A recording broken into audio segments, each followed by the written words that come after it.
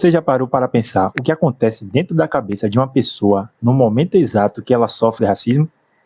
Não é só o que ela sente no coração, mas o que acontece no cérebro, no corpo e na memória. Hoje eu vou te mostrar dados reais, pesquisas feitas por cientistas do mundo inteiro, porque o racismo não é só uma injustiça, ele é uma ferida que dói por dentro e a ciência consegue medir isso. E antes de continuar, se inscreva nesse canal, ative o sininho das notificações, porque vem mais conteúdos incríveis por aí. O caso que todo mundo viu. Vamos começar com algo que aconteceu agora em 2026. Em fevereiro desse ano, Vinícius Júnior marcou um golaço pelo Real Madrid na Champions League contra o Benfica e foi chamado de macaco. Ele foi até o árbitro reclamar. A UEFA abriu uma investigação, mas essa não foi a primeira vez, nem a segunda e nem a terceira. Desde que Vinícius Júnior chegou à Europa em 2018, ele vive vários episódios de racismo documentados, em estádios, em redes sociais e em programas de TV.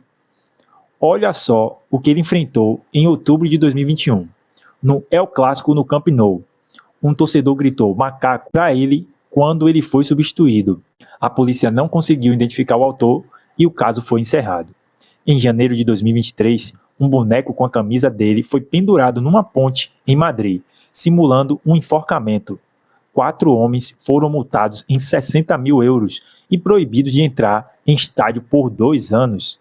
Em maio de 2023, num jogo contra o Valência, ele foi chamado de macaco pela torcida dentro do estádio. Ele apontou para a arquibancada e o jogo foi paralisado. Ele saiu do campo visivelmente destruído por dentro. Foi um momento que chocou o mundo inteiro. Em junho de 2024 veio a primeira condenação criminal da história da Espanha por racismo no futebol. 3 torcedores foram condenados. E em fevereiro de 2026, mais um episódio, dessa vez em Lisboa. Isso não é provocação de arquibancada, isso é tortura pública repetida e documentada. O que acontece no cérebro naquele momento? Agora vamos entender o que acontece lá dentro no cérebro quando uma pessoa sofre racismo. Quando alguém é atacado por causa da cor da pele, o cérebro entende aquilo como um perigo real, igual a uma ameaça física. Uma parte do cérebro chamada amígdala, que é responsável pelo medo, é ativada em frações de segundos. O corpo libera 2 hormônios, o cortisol e a adrenalina. São os mesmos hormônios liberados quando ele leva um susto ou sente que está em perigo. O coração acelera, os músculos ficam tensos, a respiração muda, o corpo entra em modo de defesa. Agora imagina isso acontecendo com Vinícius Júnior dentro de um estádio lotado, com uma multidão inteira gritando contra ele, enquanto ele tenta jogar bola. O perigo não veio de uma pessoa, veio de milhares ao mesmo tempo. Pesquisas mostram que quando o racismo acontece em público com muitas testemunhas, o impacto psicológico é ainda maior. Sabe por quê? Porque junto com o medo vem a humilhação. E junto com a humilhação vem a sensação de que ninguém vai te proteger.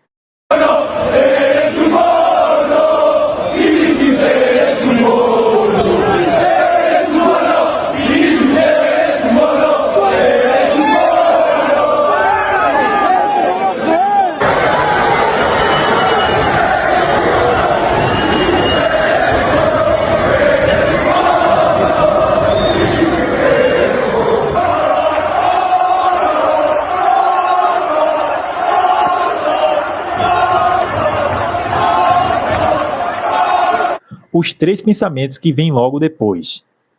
Cientistas identificaram 3 tipos de pensamento que passam pela cabeça de quem sofre racismo logo depois do episódio. Vou explicar cada um de forma simples. Primeiro pensamento: será que foi racismo? A pessoa começa a duvidar da própria percepção.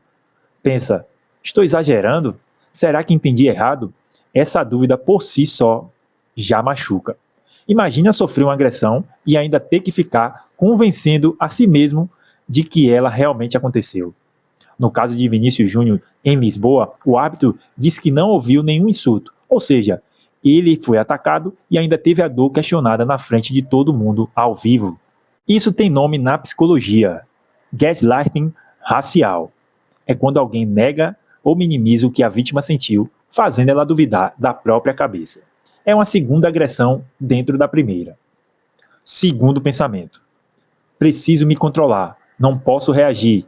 Muitas pessoas negras aprendem desde cedo a segurar as emoções em situações de racismo, por medo de serem chamadas agressivas, de nervosas, de sensíveis demais. Mas segurar esse sentimento tem um preço enorme. Estudos mostram que reprimir essas emoções aumenta a pressão arterial, piora a memória e causa inflamação no corpo. Por dentro, o organismo está gritando, mesmo que por fora as pessoas pareçam calmas. Terceiro pensamento: quem eu sou nesse mundo? Depois de sofrer o racismo, muitas pessoas começam a questionar o próprio lugar na sociedade. Esse momento pode ser um ponto de virada na vida de alguém, para o bem ou para o mal, dependendo do suporte que essa pessoa tem ao redor. A fadiga de quem luta todo dia. Existe um conceito criado pelo pesquisador William Smith, da Universidade de Utah, chamado de fadiga da batalha racial. O nome pode parecer complicado, mas a ideia é simples. Imagina carregar uma mochila pesada todo dia. Cada episódio de racismo coloca mais um tijolo nessa mochila. Com o tempo, o peso fica insuportável, mesmo que cada tijolo por si só pareça pequeno. Os sintomas dessa fadiga são físicos e mentais ao mesmo tempo. Dores no corpo, tensão muscular constante, insônia e pesadelos.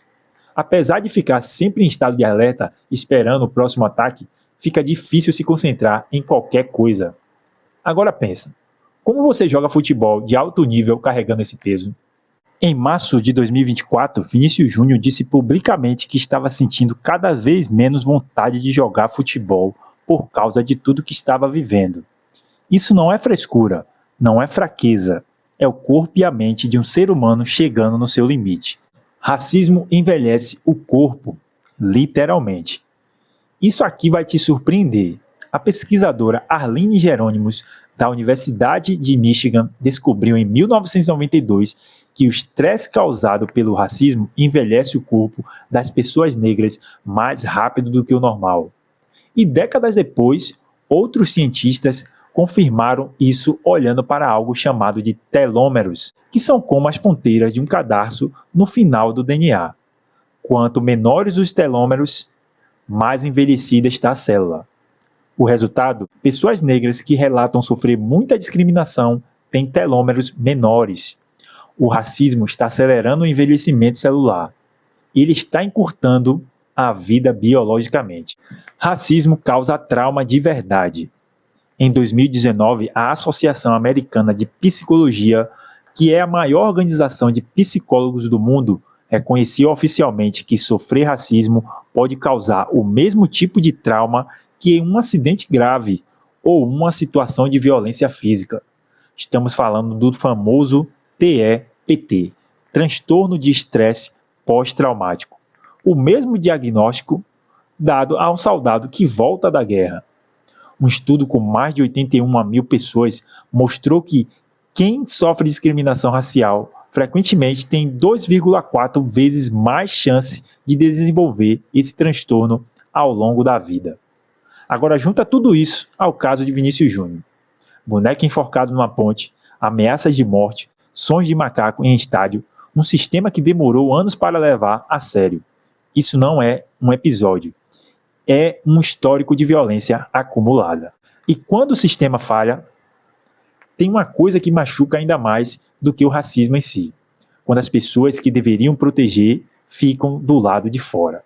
Durante anos, a La Liga, os clubes e os árbitros trataram os ataques contra Vinícius Júnior como provocações normais do futebol.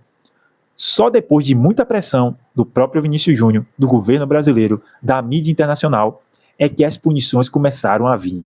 A ciência mostra que quando as instituições falham, a mensagem que chega para a vítima é clara: você não importa o suficiente para ser protegido. E esse sentimento de abandono institucional causa níveis maiores de depressão e ansiedade do que nos episódios individuais isolados. A virada. Como o Vinícius Júnior respondeu? Agora vem a parte mais poderosa do ponto de vista da psicologia. Depois da primeira condenação criminal na Espanha, Vinícius Júnior escreveu: como sempre disse, não sou vítima de racismo. Eu sou o algoz de racistas. Essa primeira condenação penal da história da Espanha não é por mim, é por todos os pretos. Essa frase não é só poderosa politicamente, ela é poderosa psicologicamente. Pesquisadores descobriram que pessoas que entendem o racismo como um problema da sociedade e não como uma falha delas mesmas, sofrem menos depressão e mantêm a autoestima, mesmo sendo atacadas repetidamente.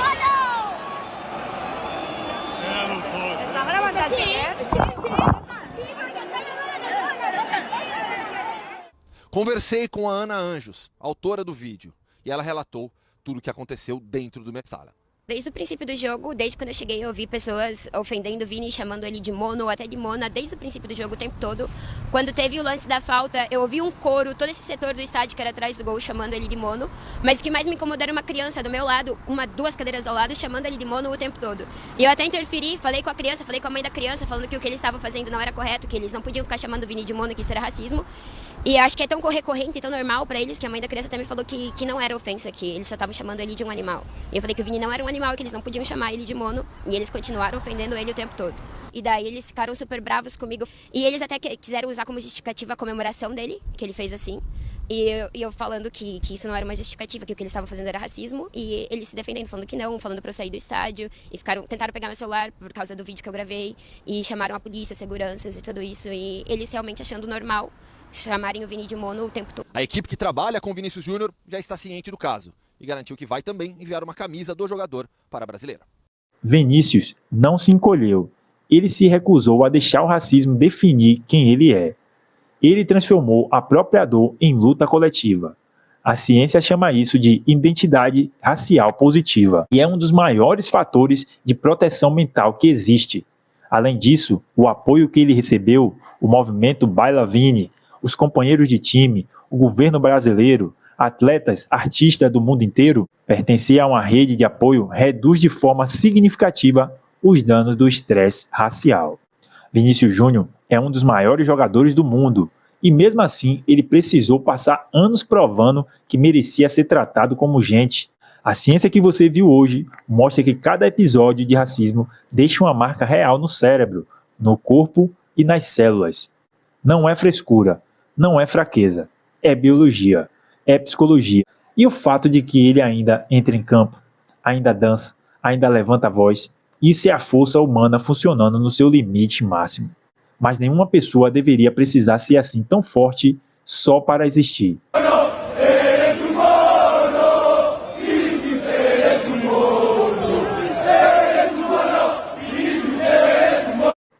As fontes de todas as pesquisas usadas nesse vídeo estão na descrição para você conferir tudo. Se esse conteúdo fez sentido para você, deixa o like e compartilha com aquela pessoa que precisa entender o que passa na cabeça de quem sofre racismo. Se inscreva no canal, ative o sino, porque muitos conteúdos incríveis estão por vir. Até o próximo vídeo. Tamo junto.